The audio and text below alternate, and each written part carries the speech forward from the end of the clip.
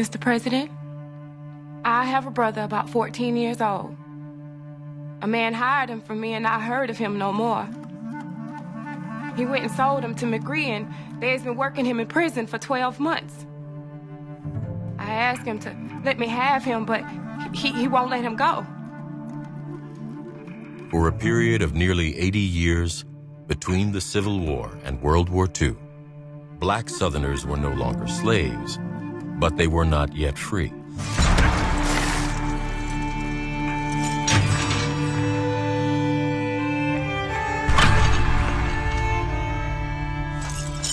In one of the most shameful and little-known chapters of American history, generations of black Southerners were forced to labor against their will.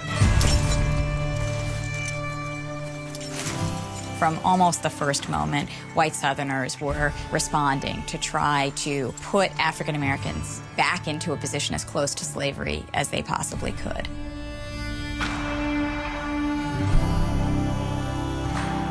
The Old South and what was quickly becoming the New South could not proceed without the work of African Americans. But if you had something for free in the past, you don't necessarily want to pay for it now.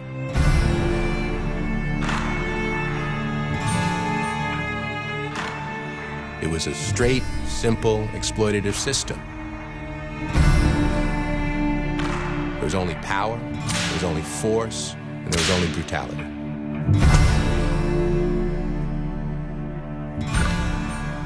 What happened in that period of time was so much more terrible than anything most Americans recognize or understand today. The depth of poverty, the inability of African Americans to access any of the mechanisms of wealth achievement and growth, they're all rooted in this terroristic kind of regime that existed in so many places. Their ability to have what we call the American dream. That is what has been stolen from black folks all through the South. And that legacy has to be understood so that people will be able to speak to it and give our ancestors voice.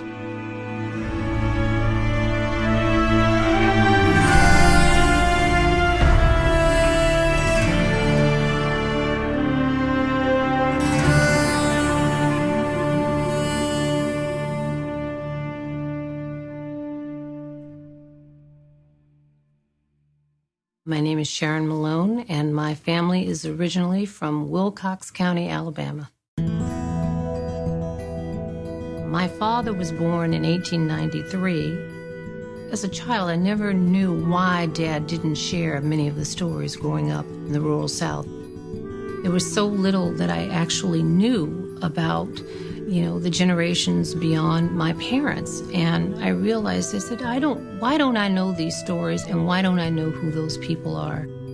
African Americans are innately wired to want to know who we are. It's almost like being an adopted child. We have no understanding of not only what we have endured, but what we have survived.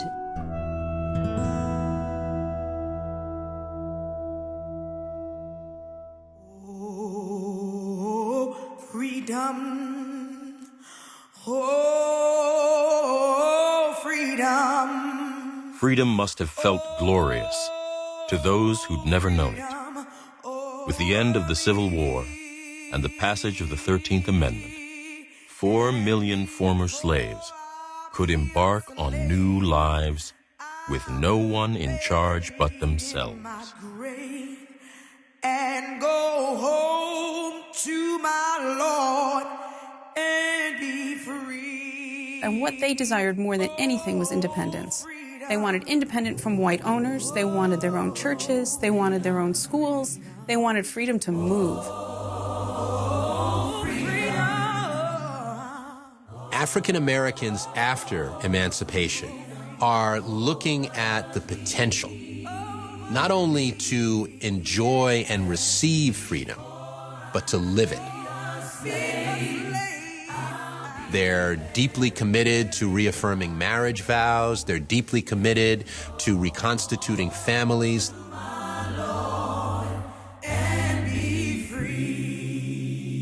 Ezekiel Archie, born into slavery, was 6 when freedom came. His mother moved the family, Zeke, his 2 brothers and a sister, from Georgia to Alabama, away from the old plantation and toward a new future.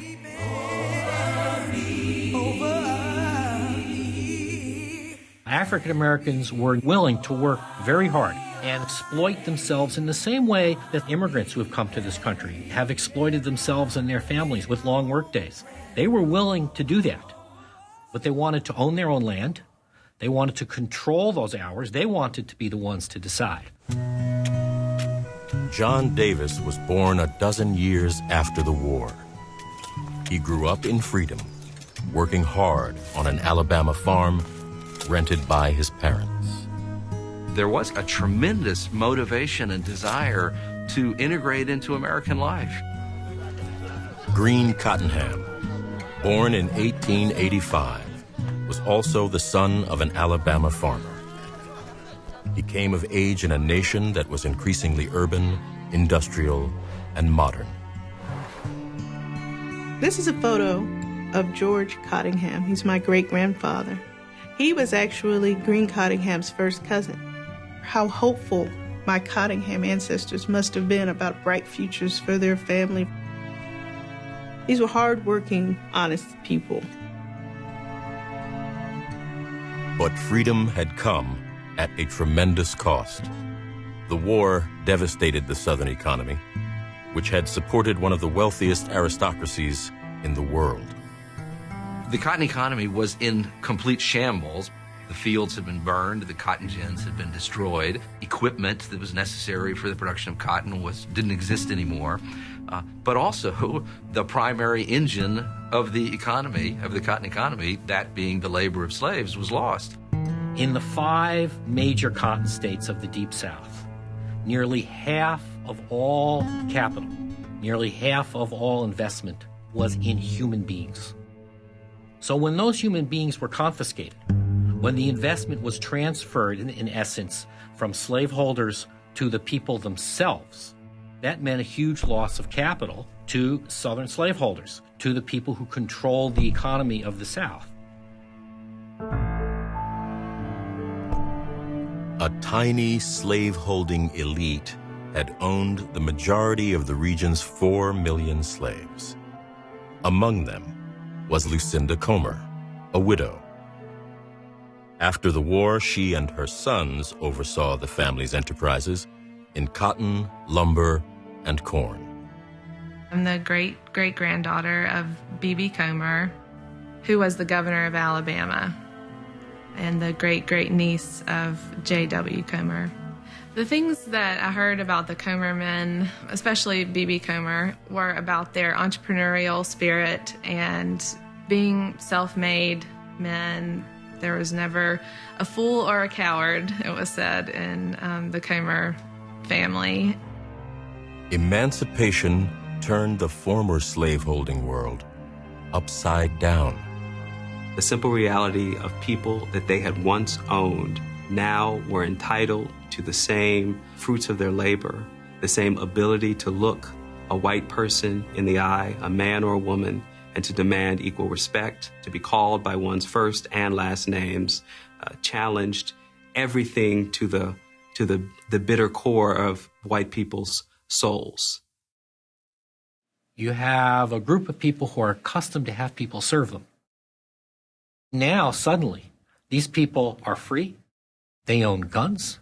You'd be as worried as hell. Because what you're worried is that people are going to take revenge. You also are worried that people aren't going to do any work anymore. Most of the South's 8 million whites had not owned slaves. Poverty was widespread, and about a third of whites were illiterate. Those individuals see blacks moving around, trying to get land, trying to improve themselves as competitors. They see a zero-sum game in which they're going to lose the more that blacks gain. These whites aligned with leaders of the former Confederacy, aided by President Andrew Johnson, Lincoln's successor. They formed vigilante groups to attack and intimidate blacks. The violence grew widespread. In the spring of 1866, Congress intervened. Over the objections of the president, it launched an era known as Radical Reconstruction. At the beginning of Reconstruction, there was a tremendous federal will to both bring the South into submission, but also to protect African American civil rights. Passed in 1866, the 14th Amendment recognized the citizenship of all freed people. In 1870, the 15th Amendment was passed, which upheld the right of black men to vote. Reconstruction was an attempt to create a country in which it would be possible to have a biracial and equal citizenship. Reconstruction gave African Americans, for the first time across the South, the opportunity to serve on juries, to be witnesses in trial, to serve as judges. It also made possible an entire generation of black politicians across the South, almost as many as 1,500 serving through the end of the 19th century. Reconstruction governments in many parts of the South succeeded in passing new social legislation, creating the South's first free public schools.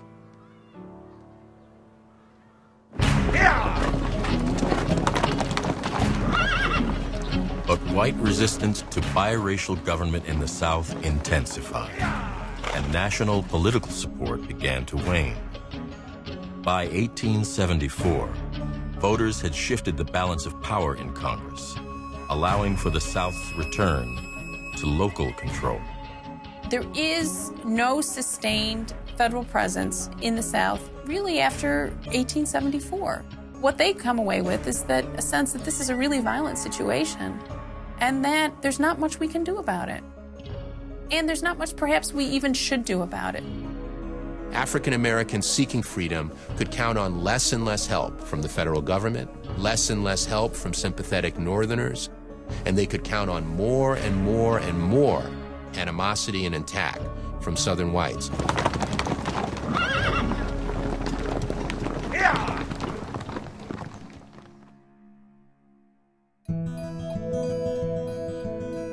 I grew up in a black part of Mississippi, and I went to schools that were 60, 75% black all through my childhood. That was in the 1970s. What I learned about the Emancipation Proclamation was the most simplistic version of it, that it brought an end to slavery. I also was taught, as most Americans were in some way, that the end of slavery unleashed this population of people who were ill-equipped for freedom. And that was all offered up in some respect as an explanation for the repressive things that were then done to African Americans, even the repressive things that I knew about. What I came to realize was that that fundamentally didn't happen.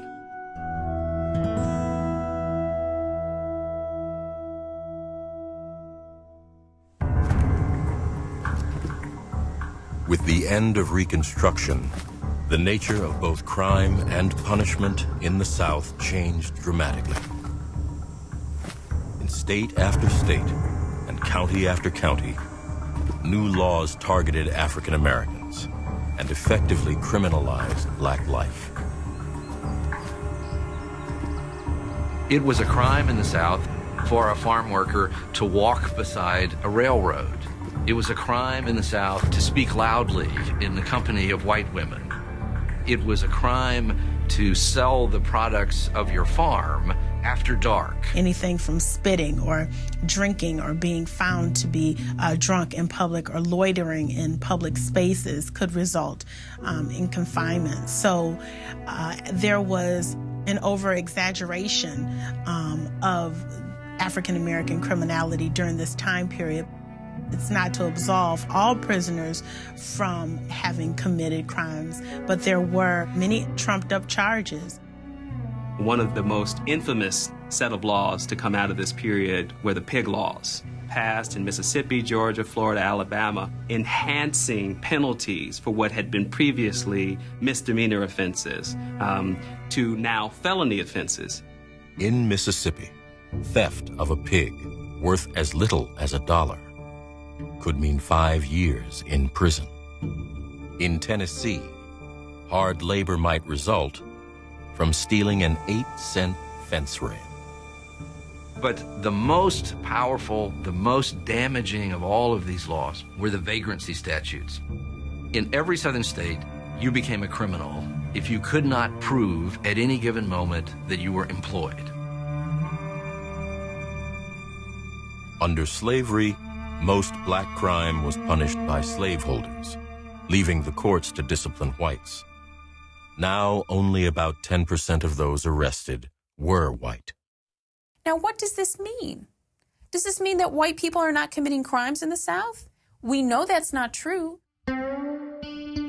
Southern states had a history of placing prisoners with industries that would bear the cost of guarding and housing them in exchange for their labor.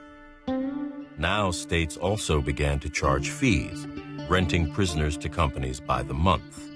The highest rates were for the strongest workers and longest sentences.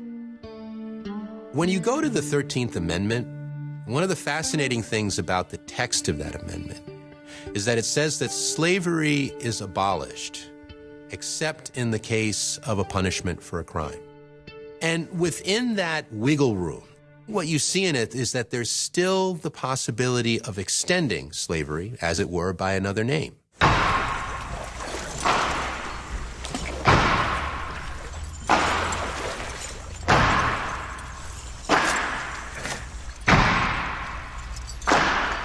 Well, it's early in the morning, baby, when I rise. The system was known as convict leasing. When I rise, well, it's early in the morning.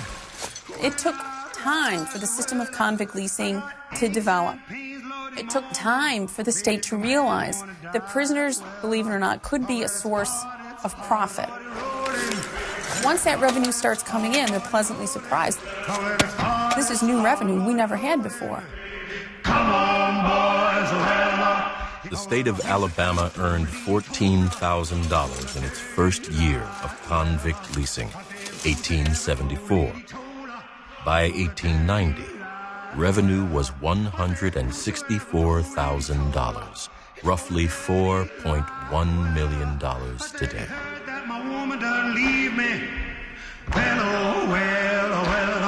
By then, states throughout the South and hundreds of counties and cities were engaged in some form of leasing convicts to private industry.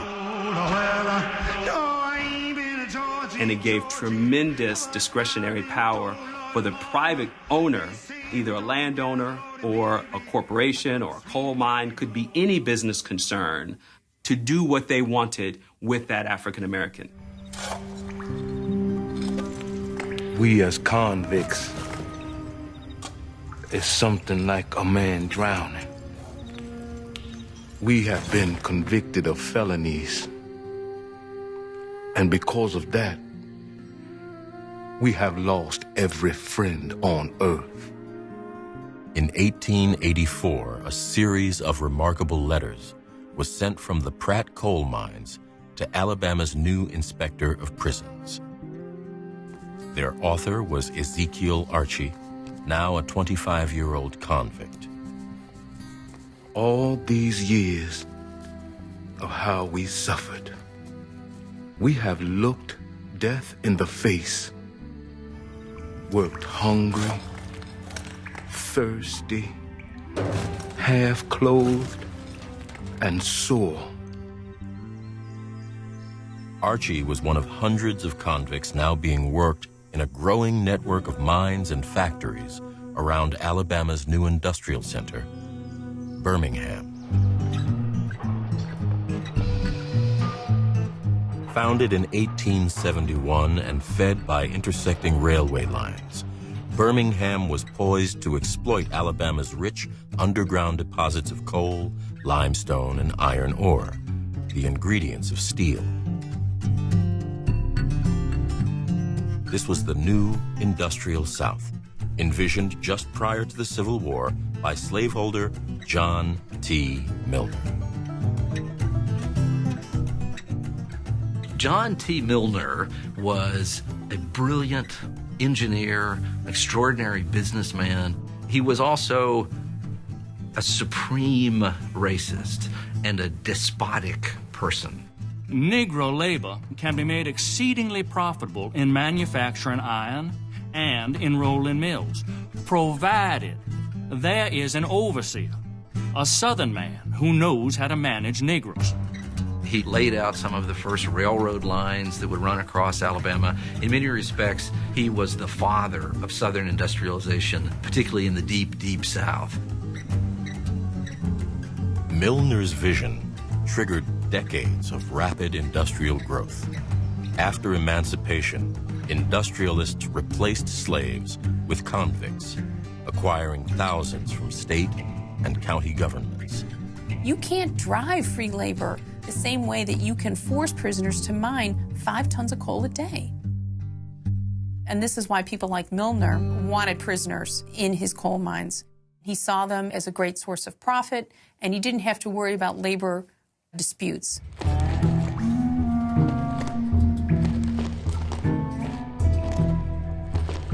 We would leave the cells around 3 o'clock a.m. and return at 8 o'clock p.m., going the distance of 3 miles through rain or snow.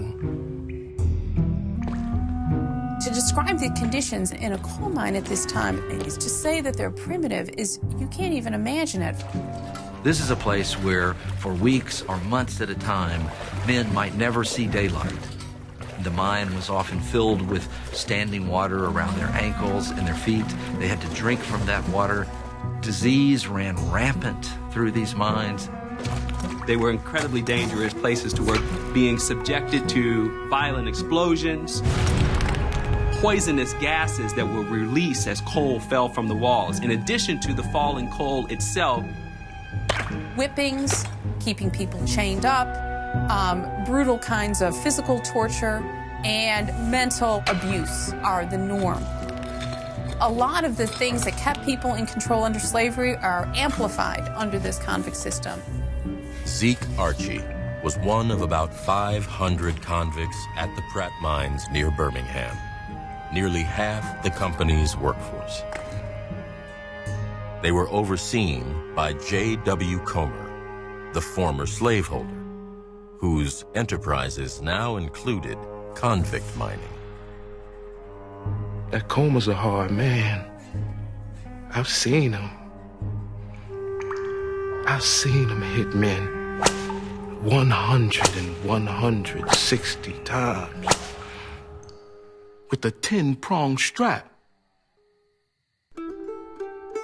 Then say they was not whipped. When I learned about the brutality of J.W. Comer, I just started weeping. And I actually didn't leave my house for 2 days because I was in such a state of grief and shock. The stories that I heard about all the Comer men when I was growing up were about self-made men. And so to learn about the ways that they weren't really self-made, but were making themselves on the backs and by the blood of other people, specifically the blacks in the convict leasing system, definitely shattered that image for me. He'd go off after an escaped man one day and dig his grave the same day. Exposés of the convict labor system described it as worse than slavery. Slaves had been a significant long-term investment. A convict could be rented for as little as $9 a month. It was never in the economic interest of a slave owner to kill his own slaves or to abuse them so terribly that they couldn't work anymore. So their economic value protected them in certain ways. After the Civil War, someone working these kinds of forced laborers would push them to the very limits of human endurance. We are the men who do the work. Look at the white men. How many are cutting 5 or 4-ton coal per day? They are few. Convict leasing was a source of labor where you could realize the maximum return at a minimum social cost. The feeding, of course, was next to nothing.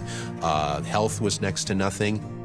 Convict miners cost as much as 50 to 80% less than free miners, and could be worked 6 days a week.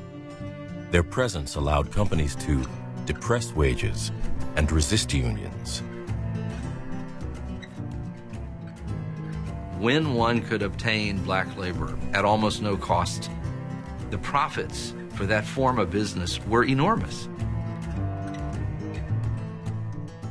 In Florida, prisoners extracted gum and resin from tall pines and transformed it into turpentine. In Georgia, they hauled wet clay from riverbanks, molding it into the millions of bricks needed for new buildings and homes. From Texas to Louisiana, convicts forced their way through acres of virgin forest, harvesting timber and building railroads. In all, more than 15,000 prisoners worked in Southern industry in 1886. And that number was rising quickly. In many labor camps, as many as a third of male convicts were boys younger than 16.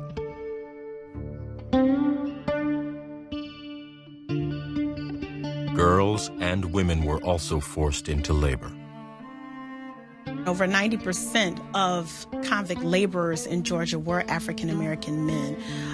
The next highest percentage would obviously be white men, but African-American women were also utilized in these various tasks in manual labor. Black women are working in brickyards, in turpentine camps, in mining camps, farms, in lumber yards.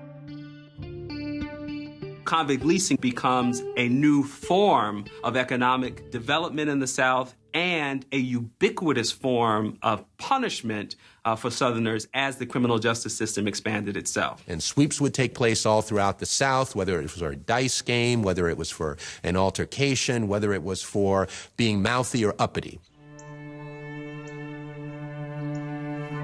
The record of thousands upon thousands of people arrested in this way is everywhere in the South. In the fall, when it was time to pick cotton, huge numbers of black people are arrested in all of the cotton-growing counties. There are surges in arrests in counties in Alabama in the days before, coincidentally, a labor agent from the coal mines in Birmingham is coming to town that day to pick up whichever county convicts are there. Some charges were serious, but more than 2/3 of all state prisoners at the time of Zeke Archie's arrest, including Archie, were convicted under vague charges of burglary and larceny. County prisoners, too, were sent to the mines. For often trivial offenses, they faced the real possibility of death. In some Alabama prison camps, convicts died at a rate of 30 to 40% a year. And this system is one that I think in many ways needs to be understood as brutal in a social sense, but fiendishly rational in an economic sense. Because where else could one take a black worker and work them literally to death after slavery? And when that worker died, one simply had to go and get another convict.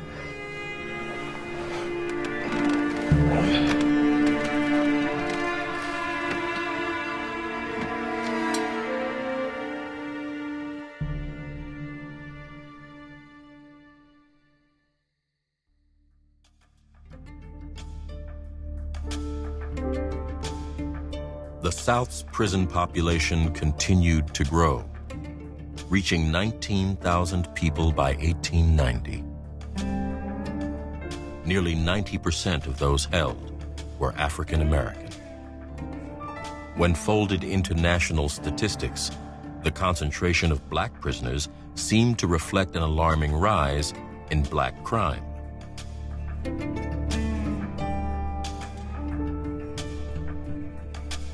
So as early as 1890, African Americans are almost 3 times overrepresented in the prison population. The general population is 12%. The nation's prisons population of blacks is 30%. So there are many important implications and long-term consequences for this convict leasing system. Not only is it so oppressive, but when you have an overwhelmingly black prison population, it cements that relationship between criminality and race in people's minds to the degree that it's seen as something inherent.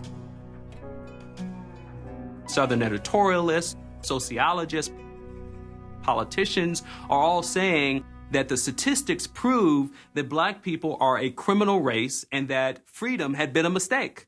If you were to ask most Southerners, white Southerners, what they thought of African Americans in the 1850s, the 1860s, even into the 1870s, one profile would have been of people who were loyal, dutiful, trustworthy.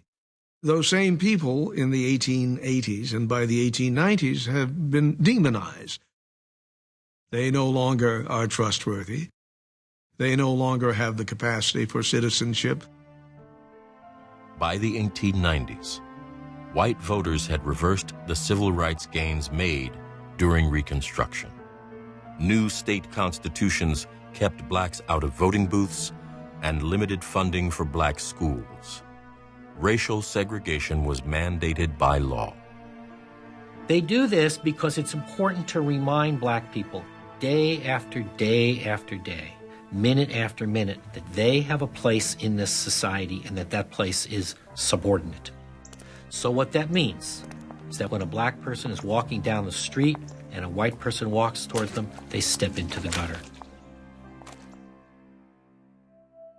My name is Barbara Jean Belle-Isle. I was born in Birmingham in 1936. You had to stay in your place. Now, my daddy was the one who was daring. He used to be called that uppity nigger by white folks because he believed that we were just as good as anybody else. He's a smart man. He's one of the first black men in this area to register to vote. There were a lot of times truckloads of KKK folks would pass by the house. He had made white folks mad about something. He wouldn't let my mother work. She went to clean up a house one time, and he went over to pick her up, and she was cleaning out the cabinets down there on her knees, trying to clean out. He told her, "You're not going back. You cleaned up your own cabinets." I mean, that's the kind of man he was. But he's another story, though, and I'll have to talk about him at another time.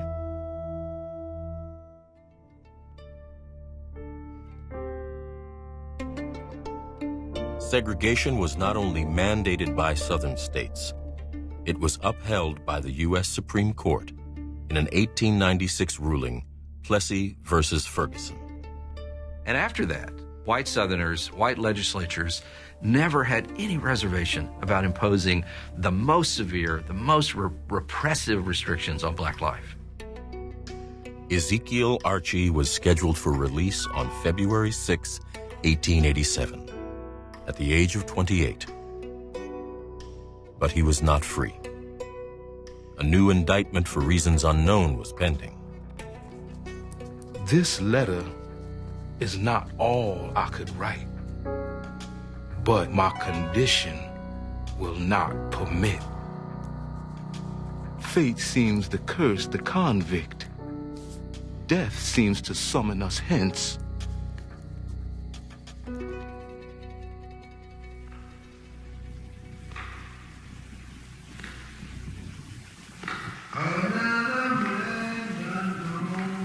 As the 19th century came to a close, and for many decades to come, the possibility of freedom was overshadowed by the constant threat of forced labor and violence. I didn't know his name.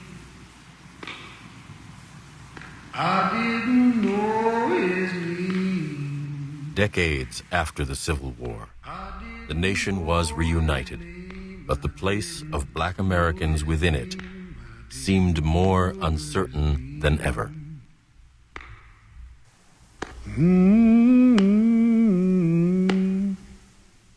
Many whites in the South are completely indifferent about whether black people live or die. They want to see them in their place. They want to see them as an exploitable system of labor. They want to see them as an affirmation of their racial superiority. And if they don't fulfill that role, then to hell with them. Another man done gone, another man done gone on the county. I never will forget this. I'm 9 years old, going from West Palm Beach to Tampa, where my mom's from, to see my grandmama. And we had a brand new Oldsmobile, and a cop stopped her in Kissimmee, Florida. And the way he talked to my mom, he gave her a ticket for speeding, and she was not speeding. It was just because he could do it. You follow me? And the ticket cost a 1 month salary. And my mama had to restrain me because I wanted to get after this white boy like I could not believe at 9 years old. When you have to just kind of just tuck it in, like my mom would say, Bernard, you gotta just stop because we may not get out of here. And you can see the terror in her eyes. You follow me? Because we're in little old Kissimmee in the 50s.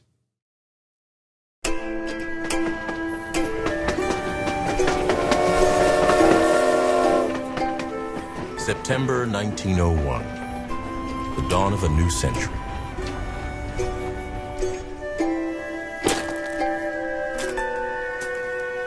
John Davis, now 23, and renting his own Alabama farm, was on his way to Goodwater, about 18 miles away.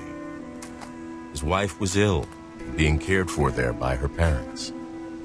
It was harvest time, and Davis would have been careful to avoid trouble, eager to return safely to his own small patch of cotton. But trouble found him in the form of Robert Franklin, a local merchant and constable.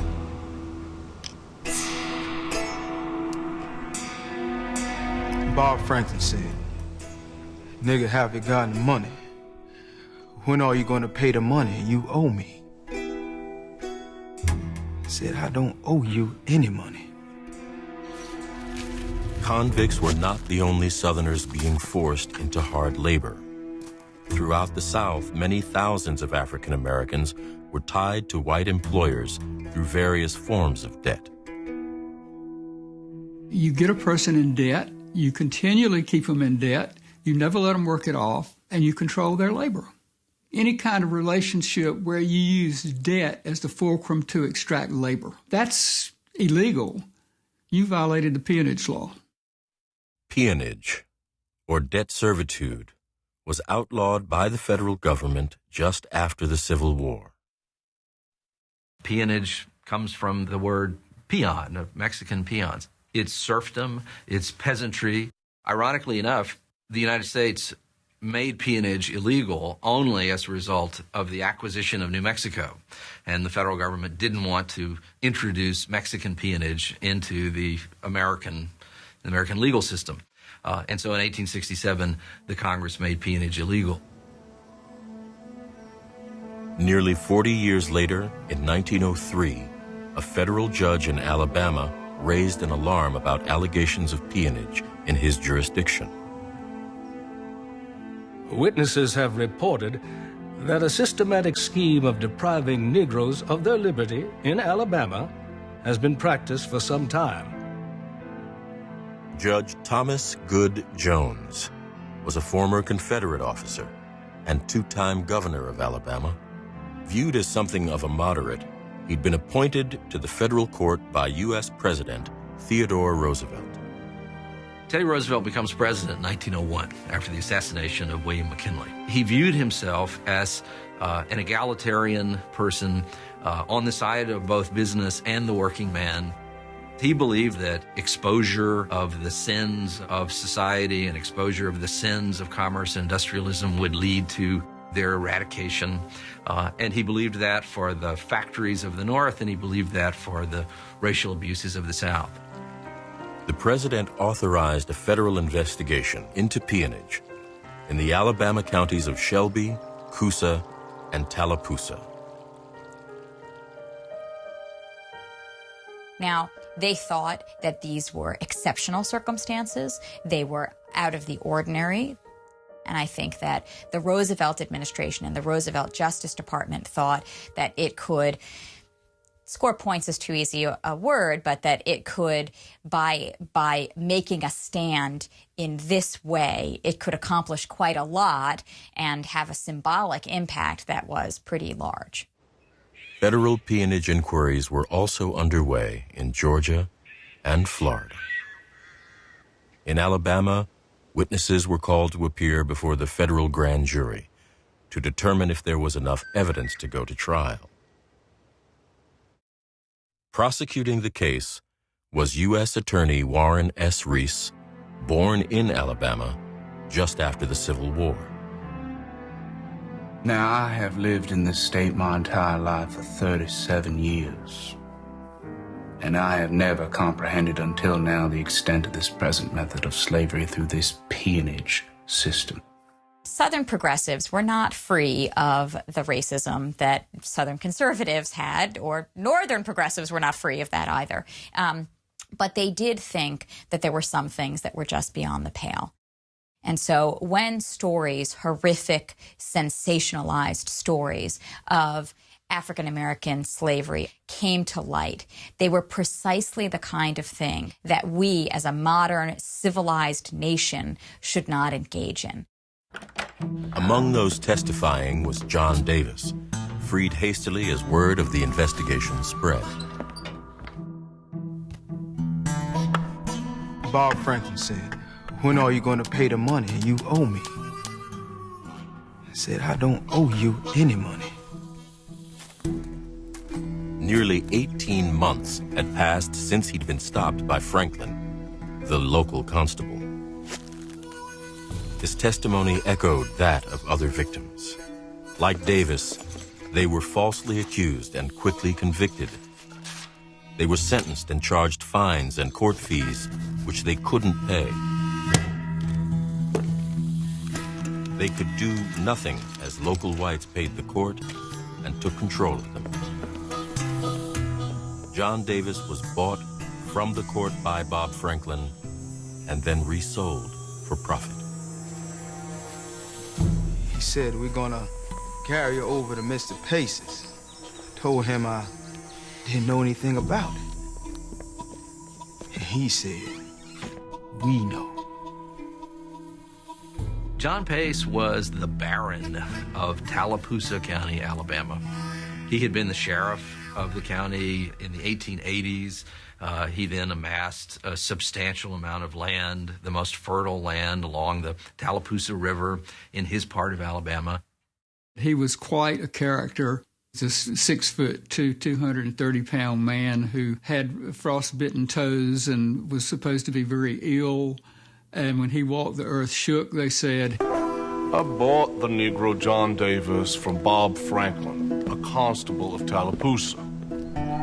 I explained to Davis that he would be confined on my farm just as I confine county convicts." Mr. Pace asked, "Will you work 10 months with me?" And I signed a contract. These contracts gave employers the right to whip, confine, and even trade workers, as long as the debt was deemed unpaid. Peonage varied from a kind of paternalistic peonage to just the most awful conditions you could imagine. People were put in barracks, they were beaten and some killed. People were flogged, they were chased by bloodhounds. It was pretty horrible at its worst, about as bad as it can get. Brutal things have transpired, and sometimes death has been the result of the infliction of corporal punishment. Prosecutor Warren Reese's reports to Washington grew more urgent. Peonage was not isolated in a few counties, but was evident throughout the state. trapping hundreds or even thousands of people. These violations have developed into a miserable business and custom to catch up Negro men and women upon the flimsiest of charges. Reporting to Washington, Reese would have had to remind himself that this was 1903.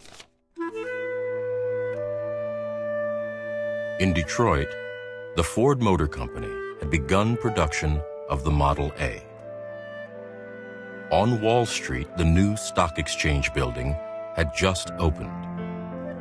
In Kitty Hawk, the Wright brothers were preparing their first flight. Yet, in much of the South, African Americans were still being held in what Reese and the press called abject slavery. What the U.S. attorneys like Reese found was a totally corrupt legal system where you had the justices of the peace were corrupt in that the people who came before them may not be guilty, but they would find them guilty. John Pace, Fletcher Turner, and William and George Cosby, all of them wealthy farmers, were the ringleaders. All of them had their own justice of the peace. In the case of John Pace, he had a man named James Kennedy. Mr. J.W. Pace and I are brothers-in-law by marriage. I went to work for him on the 1st of June, 1891. And if they wanted a man convicted of any particular thing, then they simply had their own justice of the peace or the justice of the peace of one of the other families declare someone to be guilty. Note, in none of these cases that I have spoken about did I receive 1 cent of costs, nor was I paid in any other way by Mr. Pace or anybody else for trying these cases. And after I worked that 10 months, my time was out on the 10th day of July, 1902. I told him, my time is out this morning. And he said, go ahead to work. I said, no. I'm going home this morning. And he locked me up for 3 days. And after that, he said, if I don't go to work, he'll put me in the river down there.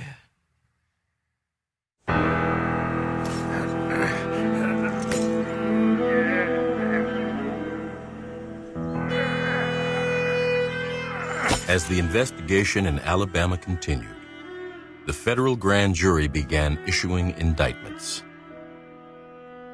John Pace was charged with several counts of peonage. If convicted, he faced decades in prison. The next day, Pace's Justice of the Peace, James Kennedy, unexpectedly returned to court.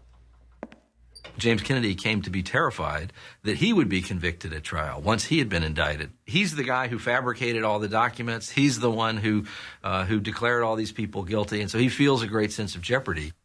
If anybody from the Cosby family wanted a Negro, they would send somebody before me and have an affidavit made. The Negro would be found and made to sign a contract and sent out to the farm. This was never reported to the judge.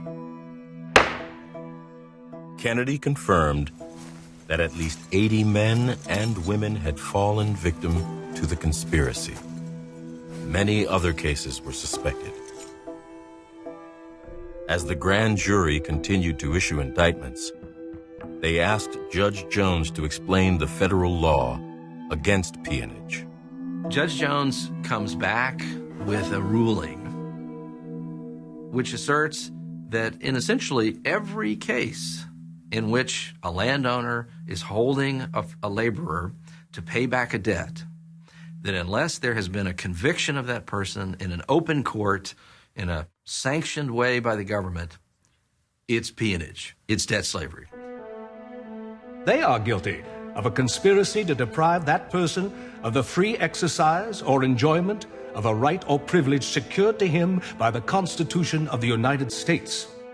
And the ruling from Judge Jones unleashes this firestorm of fear and panic, not just in Alabama, but all across the South.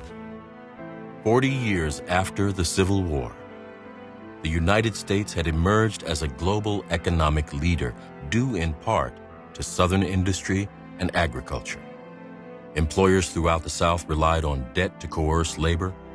The judge's ruling might apply not just to convicts or those trapped by corruption, but also hundreds of thousands of black families tied to white landowners through tenant farming and sharecropping.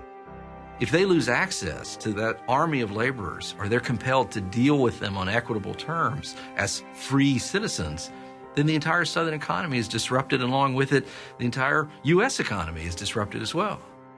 What had begun as a principled investigation that was probably going to go nowhere was turning into a potential political catastrophe for the Roosevelt administration.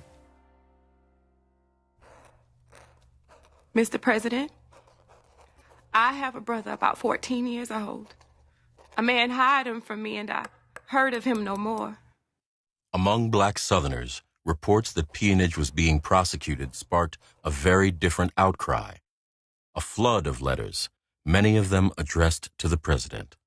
At the National Archives today, there's more than 30,000 pages of this kind of material that document the arrest, the subjugation, the punishment, the mistreatment, the profit that was made off of the forced labor of armies and armies of people. He has done nothing wrong for them to keep him in chains. So I write to you to help me get my poor brother. Please let me hear from you at once. Carrie Kinsey. My name is Bernard William Kinsey. Carrie Kinsey is a cousin. When I held this letter, and it hadn't, here you're holding Carrie's legacy. When you begin to connect with your family, you can put yourself back into 1900 and how difficult it was for anybody to push up against the system. Dear sir, I have a little girl that has been kidnapped from While me. in one of the southern states some time ago, my attention was called to a condition of affairs in existence there so appalling in its vice and cruelty. And they just beat swords on me every day. It started to whip me one day. These letters are incredibly poignant. A lot of them, even though they're not written in the language of rights, do refer to the 13th Amendment. They are aware that they have a right not to be enslaved, and they're calling upon the government to protect them from slavery that they thought was supposed to be over. And there was a tremendous hope. It's absolutely evident through these letters that a huge population of African Americans believed that the president was finally coming to their rescue.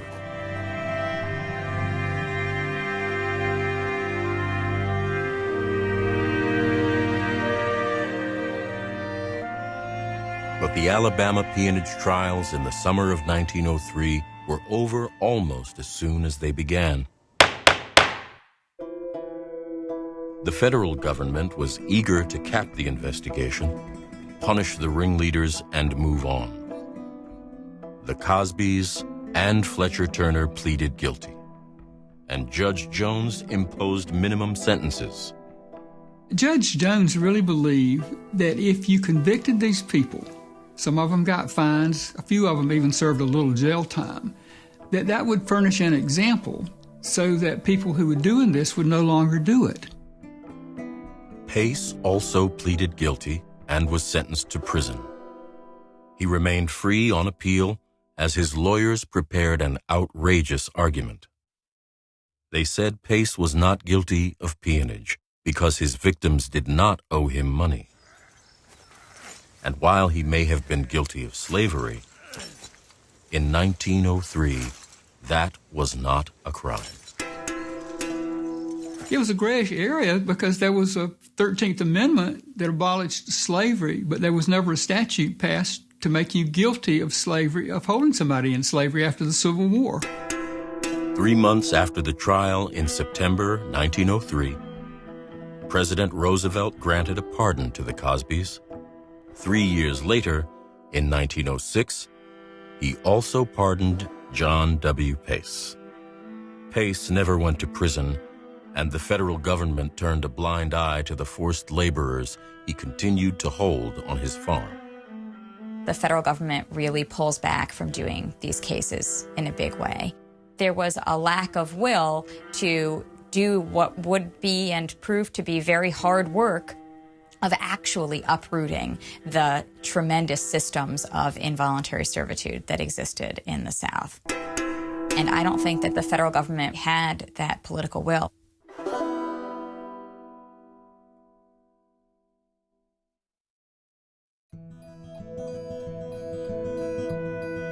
My uncle was named Henry Malone. He's my father's older brother. This story happened somewhere around maybe 1910. Henry was then just a young man.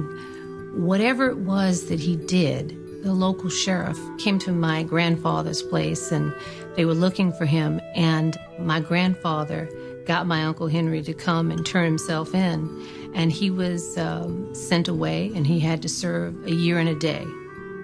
We never got a chance to know the stories of why or what may have happened to him in that year and a day. For all of my life and knowing my uncle, I don't think I ever saw him smile or be a happy man.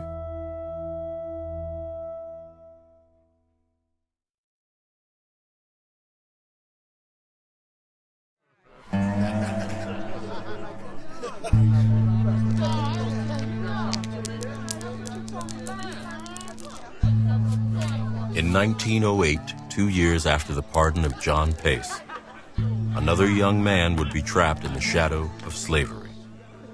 22-year-old Greene Cottenham.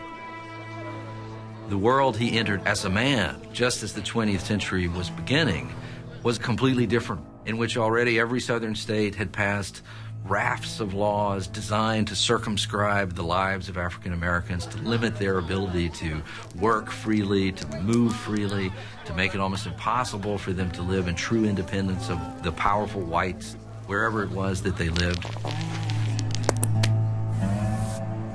Greene was arrested with others outside a train station in Columbiana, Alabama. Within 24 hours, he'd been convicted of vagrancy. He was sentenced to 3 months hard labor and $38 in fines. To pay the fine, the hard labor was extended to 6 months. Greene was sent to the Pratt Mines, which paid the county $12 a month for him. It's important for us to now go back and re-examine that notion of what being a convict meant at the turn of the century. Greene Cottenham was just picked up, charged with vagrancy, which is a crime of no real import, but then thrown into this prison system. Just because you put a label on someone as a convict or whatever your label is, that doesn't justify not treating them like human beings.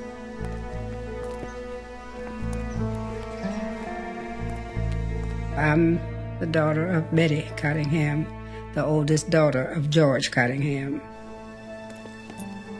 I didn't know that people could be just picked up and put in jail. They could be lost in the system. Nobody knew how to find them. They could be buried in some grave somewhere and families still looking for them. Don't know where they are. I didn't know that the sheriff department could sell free black people to corporations, steel plants, and coal mines. It wasn't in the history books. We didn't know. 30 years had passed.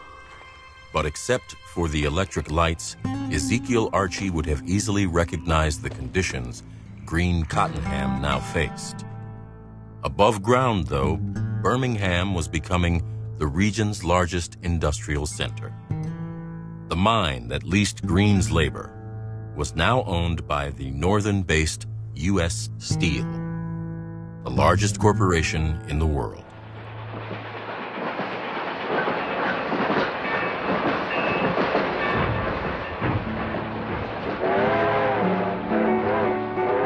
And a growing number of African Americans Nearly 2 million between 1910 and 1930 were moving out of the South. There were plenty of reasons for black people to get the hell out of the South. Having to put up with the threat of lynching, with being grabbed off the street and put in jail and made to work, and every time you walked down the street, you had to be on your P's and Q's so you wouldn't offend anybody. The North was erecting its own barriers to black achievement. President Woodrow Wilson, elected in 1912, mandated Southern-style segregation throughout the federal government. There's a kind of gentleman's agreement that's emerging during the Wilson administration that the federal government is not only going to look away at the practices of the South, but it's going to adopt those practices in relation to the ways in which it organizes its own affairs. Nearly 400,000 African Americans fought for democracy in World War I. They returned to unprecedented racial hostility. It just gives you chills to think that someone can go and fight for their country and come back and have to fight for their very life because of one thing, because they are African American. A new generation of civil rights organizations had emerged. Among them was the National Association for the Advancement of Colored People, founded in 1909 by a group of activists including W.E.B. Du Bois. We claim for ourselves every single right that belongs to a freeborn American, political, civil, and social, Du Bois wrote. And until we get these rights, we will never cease to protest and to assail the ears of America. This battle we wage is not for ourselves, but for all Americans. W.B. Du Bois is very clear that the ways in which Jim Crow laws, violence in the form of lynching, disenfranchisement, and overall discrediting, disrespect of black people's basic humanity is something that has to be seen as a force that holds black people down. This paradigm, the NAACP's, was there can be no negotiation for civil liberties. They must exist totally, fully, and immediately. More than a new narrative and a new voice, it also fielded a degree of litigious activism. They are saying that there needs to be anti-lynching law. They are saying that there needs to be reform of the justice system. They are saying that labor laws and labor arrangements need to be reformed within the South. And they're becoming increasingly effective in terms of doing that. By 1908, the year Green Cottenham was arrested, the South's use of prison labor was changing. County governments continued to profit from renting convicts to private industry. But growing numbers of states, in what was billed as reform, began to use prisoners on state-run enterprises. Chained together, prisoners on road crews became an icon of the modernizing South. Perversely, one of the biggest motivating factors behind the creation of the chain gangs were that Southerners all across the region were frustrated that the roads of the South were the most terrible imaginable roads in America. The economy couldn't grow effectively. Crops were lost in the fields simply because the roads were so terrible. The conditions for chain gang prisoners were equally horrific as they were for convict-leased prisoners. They were subject to the same modes of brutality, the same beatings, the same standards of meager health care, meager forms of shelter, clothing, food.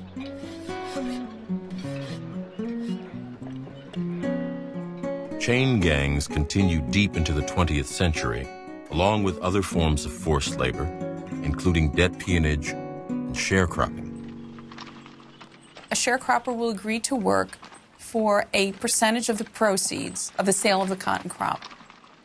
Sharecroppers had to take out loans in order to survive and in order to bring the crop in during the year. 50, 70, 90% interest rates were not uncommon all throughout the South in relation to sharecropping finance of the basic necessities that they needed to get through a year. So that system is going to put African Americans in a position where upward mobility is essentially impossible for most of them. Sharecropping also engulfed growing numbers of whites, including immigrants.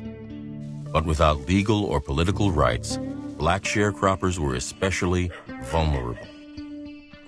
Millions of black people in remote parts of the South could not leave the farms they were being held on.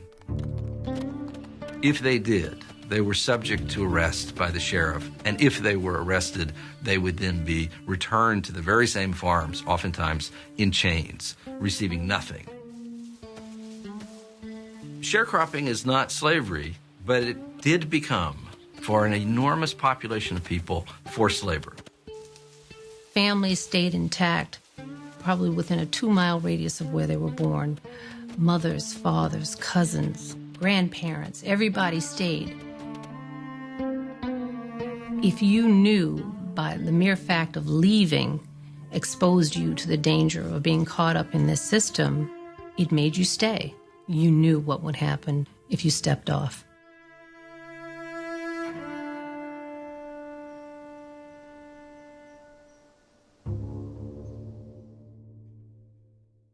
I grew up in Monticello, Georgia, which is a small town about 90 miles south of Atlanta. My paternal grandmother was the daughter of John S. Williams. He died long before I was born. But I heard from my uncles, from my father, from people who knew him that he was a wonderful man. He was well respected in the community. In 1921, almost 18 years after the peonage trials, federal investigators visited the Williams farm to follow up on reports that he was holding peons. There's a group of black men out in the field. The men are obviously terrified, unwilling to say almost anything. They're emaciated. They clearly have been terribly abused. John Williams suddenly appears. He pleads that he didn't know this was against the law, that he'll do better. His intentions were good, very apologetic to these federal officials. And they leave. And he doesn't know what they're going to do. He knows they found evidence that he was holding these people in slavery.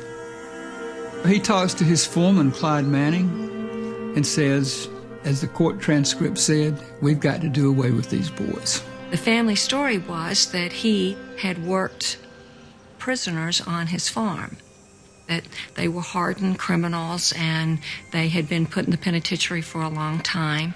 And one night, a lot of the prisoners tried to escape.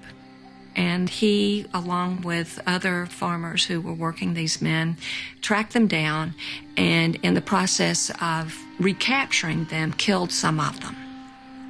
Then sometime later, the story came to light for me. It was, of course, totally different from the story that I had heard. Williams and Manning, the black foreman, systematically hunted and murdered 11 black workers. Some were bludgeoned. Others were weighted down with chains and forced into a nearby river. Another was made to dig his own grave. They did it in the most horrific ways that you can imagine that I really can't talk about.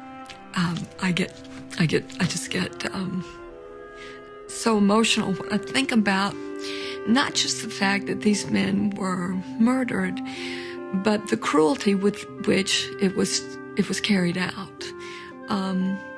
That's what's hardest for me to imagine and hardest to accept. And it came to light only because a little boy was fishing down by the creek where they'd thrown some of the bodies, and one of the bodies came up. In the spring of 1921, Williams and Manning each faced an all-white jury in a Georgia state court. Both were found guilty and given life sentences. Within a decade, both had died in prison. Williams was the first Southern white man since 1877 to be indicted for the first-degree murder of an African American. It would not happen again until 1966. The following year, an expose of peonage in Florida inflamed readers because the victim, 22-year-old Martin Tabert was white. A traveler from North Dakota, Tabert was picked up in a sweep in rural Florida, charged with vagrancy, and sold to a lumber company. He died soon after at the hands of a brutal overseer. First, he whipped him on his bare back 30 or 40 times. Tabert then kept lying there, so the boss continued to whip him another 30 or 40 times with a heavy leather lash. Tabert crawled to his feet, and the guard began pursuing him through the camp, whipping him as they ran. Finally, after almost 150 lashes, Tabert made it back to the cot that he had in a simple cabin somewhere, collapsed into his bed, and never stood up again. The outcry over Tabert's death helped to end state leasing in Florida. Shortly after, in 1928, a similar case led Alabama to remove its last prisoners from the coal mines. But these changes had little impact. As late as 1930, roughly half of all African Americans, or 4.8 million people, still lived in the Black Belt region of the South. The vast majority were almost certainly trapped in some form of exploitative labor arrangement. For those African Americans who remain in the South through the 1920s, 1930s, 1940s even, the conditions that they're facing are often desperate, and they find themselves more and more vulnerable if they try to rise up and create some sense of protest against the conditions that they face.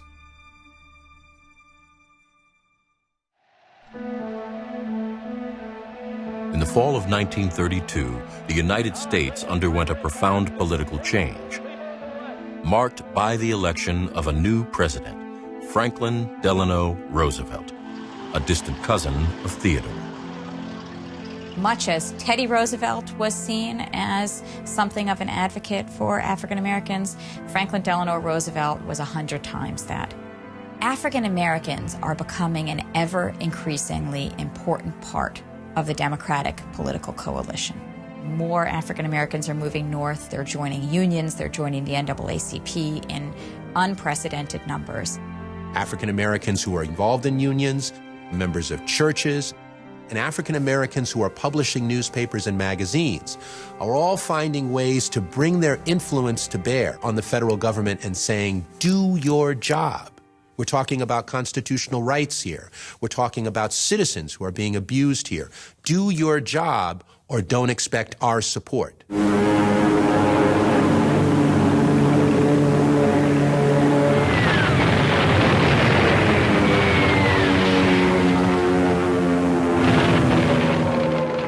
In December 1941, the Japanese bombing of Pearl Harbor brought the United States into the Second World War. President Roosevelt convened a meeting of the cabinet at the White House to discuss preparations to fight this war against Japan and Germany. The president asked, what are the things that the Japanese are going to attack us for in the course of the war that are problematic? Someone said, the treatment of the Negro. Months earlier, the Department of Justice had established a civil rights section, but its focus was on labor issues, not racial equality.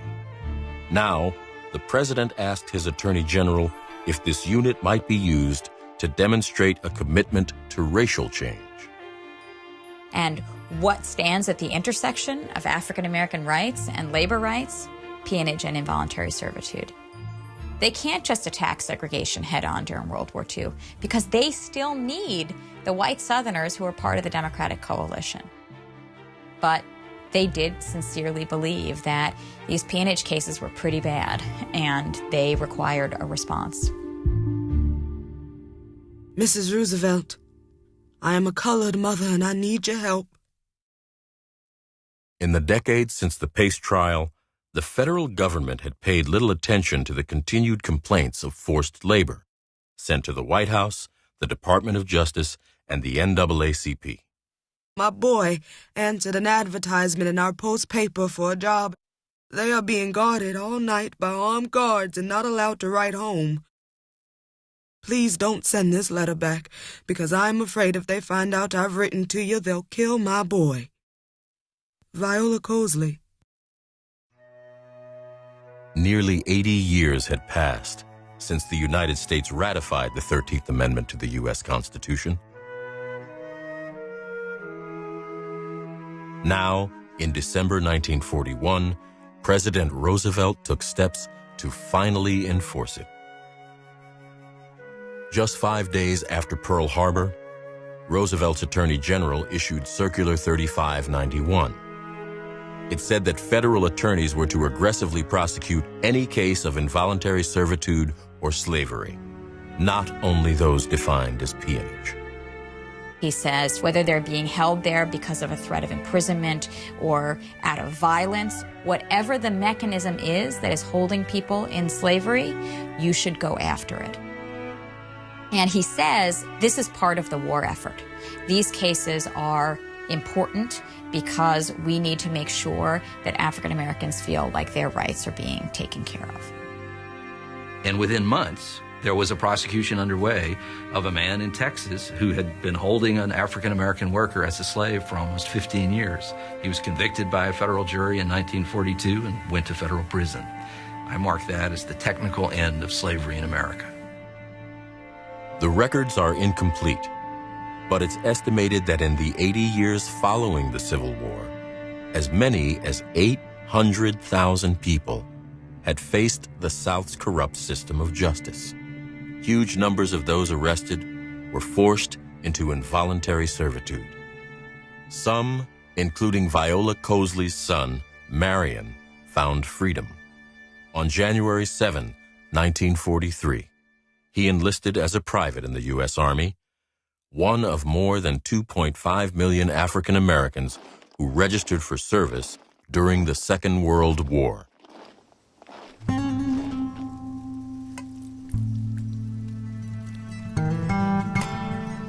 Green Cottenham, arrested in 1908, might have served in the First World War, but by the Second World War, he would have been in his 50s. But Green never made it out of the Birmingham prison mines. We don't know the exact details of the life that he led in the stockade or underground, but he survived 5 months before becoming ill. He went to see the doctor on August the 2nd, 1908. He never went back to the mine. 13 days later, Green Cottenham died. He is among more than 9,000 prisoners known to have died while leased to industry by southern states and counties. We want to think of some of these atrocities as things that happened occasionally, but you can imagine the turmoil if at any time your child could be picked up, never to be seen again. How that would impact a whole segment of people, how they view their opportunities and their future. In all likelihood, his body was dumped somewhere in these fields outside the mine, where hundreds of other prisoners also lie buried. This was real. These were real people. These were real lives, and they make us who we are. What's fascinating about Green Cottenham is the fact that he isn't special. He's not well known. He's not a historical figure of, importance. But that's part of the beauty. He is representative of all of these nameless, faceless people who disappeared during this time frame, who were deemed to be of no value. And then you realize the value isn't in being necessarily important. We all have interesting stories. We all have a life story worth telling.